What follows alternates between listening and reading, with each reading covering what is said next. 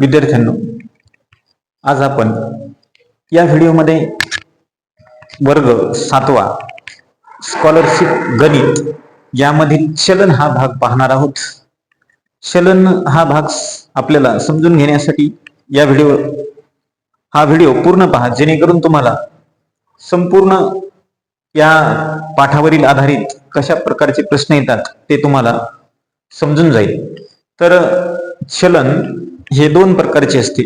एक समचलन, पहिलं आहे समचलन आणि दुसरे आहे व्यस्त चलन. समचलन आणि व्यस्त चलन असे दोन चलन आहेत.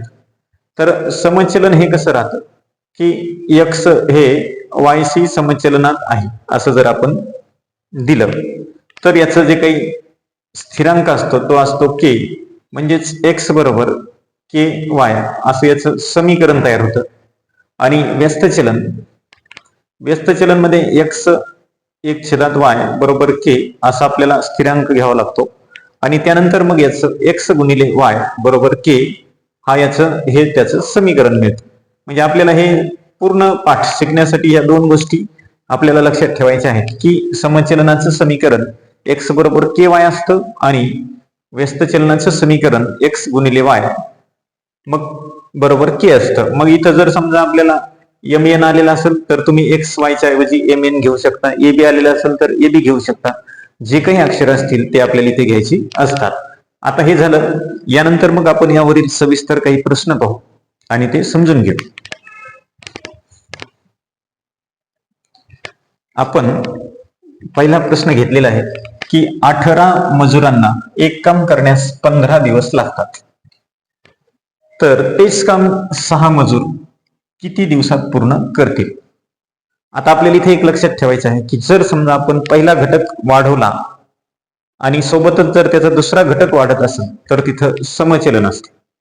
आणि जर पहिला घटक वाढवला आणि सोबत दुसरा घटक जर कमी होत असेल तर तिथे व्यस्त चलन असते.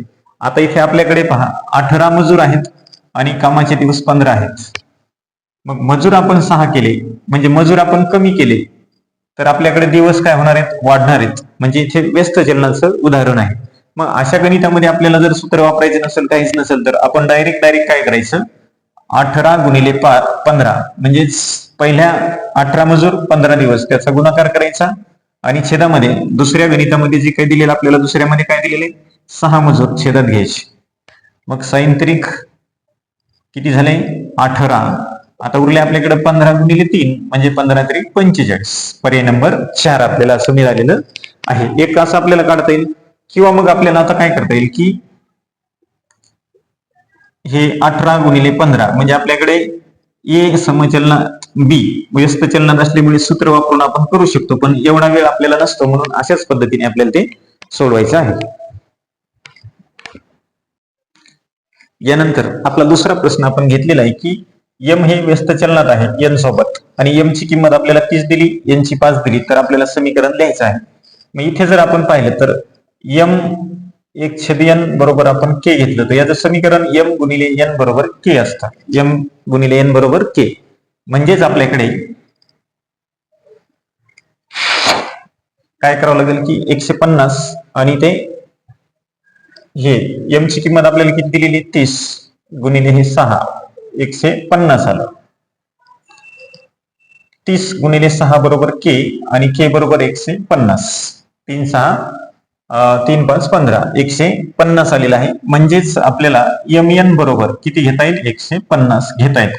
असा पर्याय आपल्याला बघायचा आहे. तर आपला असा पर्याय आहे पर्याय क्रमांक 2. यानंतर आपला तिसरा प्रश्न आहे की 60 दिवसात संपणारे काम 36 दिवसात आपल्याला पूर्ण करायचे आहे, तर मजुराची संख्या पूर्वीच्या किती पट करावी लागेल. इथे फक्त आपण 60 छेदामध्ये जर 36 घेतलं तर 12 त्रिक 36 आणि 12 पंचे 60, 5/3 आपल्याला उत्तर घेता येतं. साधे साधे प्रश्न असतात, सूत्र हे काही लिहायची गरज नाही, फक्त कशा पद्धतीने सोडवायची ते एकदा समजून घेतले की आपल्याला ते सोडवता येतील. पुढील प्रश्न पाहू. आपला प्रश्न क्रमांक 4 आपल्याला दिलेला आहे की ए हे बी सी समचलनात आहे. ए ची किंमत 2.5, बी ची 5, तर आपल्याला स्थिरांक काढायचा आहे. म्हणजे इथे ए समचलन बी बरोबर के हा झाला स्थिरांक. म्हणजेच आपल्याला ए बरोबर बी के किंवा के बी असं होतं. म्हणजेच आपल्याकडे ए ची किंमत आता किती, इथे आपली 2.5, 2.5 बरोबर 5 के. मग के बरोबर काय येईल आपलं, 2.5 छेदामध्ये 5. मग हा पॉइंट कॅन्सल करू आपण, किंवा 1/2 उत्तर आलं. किती आलं, 1/2 भागाकार. म्हणजेच पुन्हा 2 0 0 परत एक शून्य घेतला, 2 2 5 10, 0.5 असं उत्तर मिळालेलं आहे. म्हणजे आपलं पर्याय क्रमांक 2 हे आपल्याला उत्तर मिळालेलं आहे. यानंतर आपला प्रश्न 5वा आहे की एका विद्यार्थी वसतिगृहातील 20 विद्यार्थ्यांना 10 दिवसांचा खर्च 5,000 रुपये येतो. तर त्याच वसतिगृहातील 32 विद्यार्थ्यांचा 7 दिवसाचा खर्च आपल्याला इथे काढायला सांगितलेला आहे. तर असा प्रश्न आलेला असेल तर याला सरळ सरळ पहिलं काय करायचं आपल्याकडे, की 20 विद्यार्थी आणि 10 दिवस या दोन्हीचा गुणाकार करा. म्हणजे 20 गुणिले 10 किती आले, 200. आलेल्या ह्या 200 ने या 5,000 ला भाग द्या. म्हणजेच 5,000 छेदामध्ये आपण 200 घेऊ. हे 2 0 कटले आणि हा भागाकार केला तर आपल्याला 25 मिळाले. आता हे आलेलं 25 जे आहे, तर इथे जसं आपण विद्यार्थ्यांचा दिवसाचा गुणाकार केला तसाच इथे सुद्धा 32 विद्यार्थ्यांचा आणि 7 दिवसांचा गुणाकार करा. 7 दुने 14, अच्छा आला 1 7 त्रिक 21 आणि 1 22, 224 आला. आता आलेल्या ह्या 224 ला या 25 ने गुणा, म्हणजे आपलं उत्तर आपल्याला मिळून जाईल. म्हणजेच 224 गुणिले 25, 25 चौक 100 ला शून्य, हातच्या 10 आले. 25 दुने 50 आणि 10 60 ला शून्य, हातच्या 6 आले. 25 दुने 50 आणि 6 56 झाले. म्हणजे 5,600 आले. म्हणजेच पर्याय नंबर आपल्याला 4 मिळालेलं आहे. काय केलं तर पहिलं विद्यार्थ्याने दिवसाला गुणलं आणि आलेल्या उत्तराने खर्चाला भाग दिला. मग तसंच दुसरं विद्यार्थी आणि दिवस यांचा गुणाकार केला आणि इथे आलेल्या भागाकाराने त्याला आपण गुणले, म्हणजे आपल्याला रक्कम 5,600 मिळाली.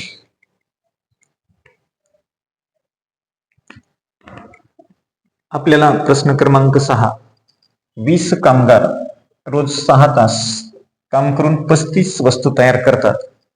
तेवढ्याच वस्तू तयार करण्यासाठी 15 कामगारांना रोज किती तास जास्त काम करावे लागेल. इथे जर आपण पाहिलं तर कामगार किती आहेत आपले, कामगार 20, तास 6 आणि वस्तू 35. मग इथे सुद्धा वस्तू 35 आहेत. दुसरीकडे आपल्याकडे इथं x आणि इथे कामगार किती आहेत, 15. दोन्हीकडे वस्तू सारख्या आहेत म्हणून या दोन्हीचा गुणाकार करा. 20 गुणिले 6 बरोबर 120, त्याला नंतर या 15 ने भाग द्या. 15 8 120. आता आलेलं उत्तर 8 आहे आणि पहिले तास 6 आहेत, वजा 6 किती आलं, 2. म्हणजे पर्याय नंबर आपल्याला 3 मिळालेला आहे. एकदम साधं गणित मोठं, परंतु उत्तर एकदम कमी वेळेमध्ये आपल्याला ते मिळालेलं आहे. यानंतरचा आपला 7वा प्रश्न आहे की x आणि y व्यस्त चलनात आहेत. जेव्हा x ची किंमत 24 तेव्हा y ची 6 असेल आणि मग x ची 12 आहे तर y ची आपल्याला काढायची. मग आपण असं घेऊ की x गुणिले y बरोबर k, हे डायरेक्ट आपण व्यस्त चलनाचं समीकरण घेतलं. म्हणजेच आपल्याला काय येईल की बरोबर 24 गुणिले 6 बरोबर k आणि मग k बरोबर किती येईल, 6 चौक 24 ला 4 हातच्या 2 आले. 6 2 12 2 14, 144 आली. k ची किंमत 144 आली. आता परत आपल्याला तेच x गुणिले y बरोबर k, म्हणजेच x ची किंमत आपल्याला 12 गुणिले y बरोबर 144. मग y बरोबर 144 छेदामध्ये 12 हा भागाकार केला तर y ची किंमत आपल्याला 12 12 144 मिळाली. म्हणजे पर्याय नंबर 2. एकदम समीकरण लक्षात असेल तर ते सोडवायला सोपं आहे. बघू पुढील प्रश्न.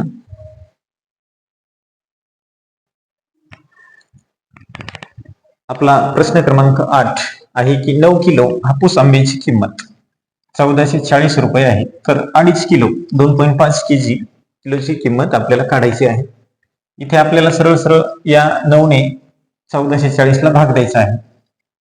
1440 भागिले 9, 9 1 9, 9 1 9, खाली उरले 7, 5 उरले आणि 9 6 54 म्हणजे 160 आले.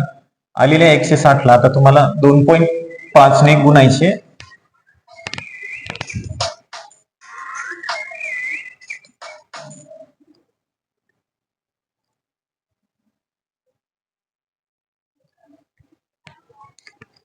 तुम्हाला 2.5 ने गुणायचे आहे.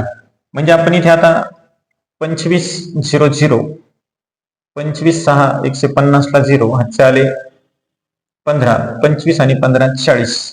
एक न पॉइंट आहे, एक न पॉइंट दिला म्हणजे आपल्याकडे 400 असं आपल्याला उत्तर मिळालेलं आहे. आपलं पर्याय नंबर 2. यानंतर आपला 9 नंबरचा प्रश्न आहे की हरीने रोज 5 तास याप्रमाणे 8 दिवस काम केले आणि रामने रोज 4 तास याप्रमाणे 12 दिवस काम केले आणि दोघांना मिळून 880 रुपये मजुरी मिळाली.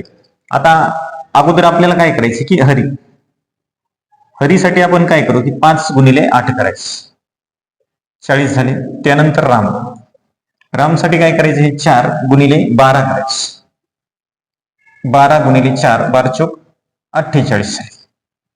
आता आलेल्या दोघांची बेरीज करायची म्हणजे 40 अधिक 48 बरोबर 88. आता आलेलं हे 88 आहे तर ह्या मजुरीला आपल्याला काय करायचं, त्याने भाग द्यायचा. म्हणजे 880 भागिले 88, 88 एक 88 0 ला 0, 10 उत्तर आलं. आता आलेलं 10 उत्तर आहे तर हे आपल्याला कोणाचं इथे काढायचे आहेत की रामची काढायची. मग रामसाठी आपल्याकडे किती आलं होतं 48. मग 48 ला 10 ने गुणा म्हणजे 480 उत्तर येईल. आपला पर्याय नंबर 1 असेल. अशा पद्धतीने आपल्याला ते सोडवायचे आहेत. यानंतर आपला पुढील प्रश्न पाहू. आपला पुढील प्रश्न आहे की एका नळाने 5000 लिटर धारकतेचा एक हौद 8 तासात भरतो. उज्ज्वलने दुर्लक्ष केल्याने नळ 9 तास 36 मिनिटे चालू राहिला तर किती पाणी वाया गेले. मग इथे आपल्याला काय करायचं आहे की अगोदर उत्तर काढत असताना जे आपल्याला हे 5000 आहेत या 5000 ला आपल्याला 8 ने भाग द्यायचा आहे. 8 1 8, 8 6 48, खाली उरले 2, 8 2 16, 8 5 40, 625 आला. आपला भागाकार आला 625. मग यानंतर आता काय करायचं, आपल्याला 9 तास 36 मिनिट दिलेले आहेत. 9 तास 36 मिनिट याचं मिनिटामध्ये रूपांतर करू म्हणजे 9 गुणिले 60 अधिक 36, 9 54, 540 अधिक 36 बरोबर 576 आले. मिनिटाचं रूपांतर आपण त्याच्यामध्ये केलं. आता काय करायचं आपल्याला की जे काही आपलं हे जे आलेलं आहे 625 ने कितीला भाग द्यायचा आपल्याला, 576 ला अगोदर आपण 60 ने भाग देऊ. म्हणजेच आता आपल्याला 576 भागिले 60, 60 का तर आता हे तास, एका तासात मिनिट किती असतात 60. मग इथे आपण आता भाग देऊ 4 ने किंवा 2 ने देऊ. 2 6 30 आले. 2 2 4, 2 8 16, 2 8 16, 288. अजून 2 नेच देऊ 15 येईल. 2 1 2, 2 चोक 8, 2 चोक 8. आता परत 15 1 15, 15 9 35, खाली उरले आता आपल्याकडे 9 आणि 0, एक घेतला पॉइंट दिला 9.6 उत्तर आपल्याला मिळाले. आता 9.6 मिळालेला आहे तर 9.6 ला आता आपल्याला गुणायचे 625 ने म्हणजेच 9.6 गुणिले 625. आता हा गुणाकार करायचा. हे जे गुणाकार येईल त्याचा आपल्याला 9.6 आणि 625 चा गुणाकार येईल मग आपला 6000. मग आपल्याकडं मुळात 5000 होते, मग 6000 मधून आपल्याला 5000 वजा करायचे, उत्तर येईल आपलं 1000. थोडं मोठा प्रश्न आहे. अशा पद्धतीने आपल्याला उत्तर काढता येतं आणि हे आपल्याला 1000 उत्तर मिळालेलं आहे. तर आज आपण अशा पद्धतीने चलन, व्यस्त चलन आणि समचलन यावर आधारित काही प्रश्न बघितलेले आहेत. एकदम सोप्या पद्धतीने सांगण्याचा प्रयत्न केलेला आहे. जर व्हिडिओ आवडला तर व्हिडिओला लाईक करायला, शेअर करायला आणि चॅनलला सबस्क्राईब करायला विसरू नका. धन्यवाद.